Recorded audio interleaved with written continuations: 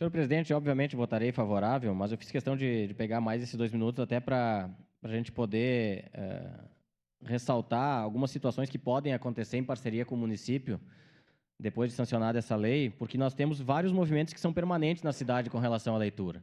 Né? Nós vamos iniciar a Feira do Livro agora no final de setembro, que é uma grande oportunidade também, né, de arrecadarmos livros e depois entregarmos às famílias que necessitam através da Fundação de Assistência Social.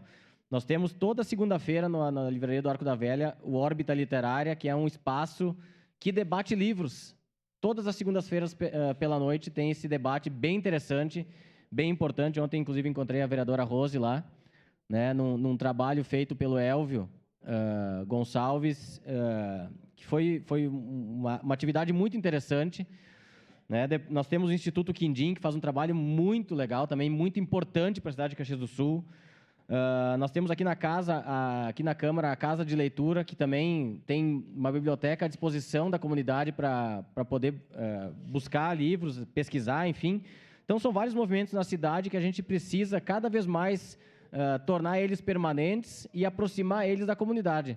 E eu tenho certeza que se o município souber aproveitar uma data específica, ela não vai durar somente o dia 14 de fevereiro, mas sim todos os dias do ano, fazendo com que esses livros cheguem às famílias mais necessitadas, como aconteceu lá no início da pandemia, quando as pessoas não podiam sequer sair de casa e estavam recebendo livros na sua residência, principalmente crianças. Né? A vereadora Estela pegou bem o processo de alfabetização e é ali que começa o gosto pela leitura.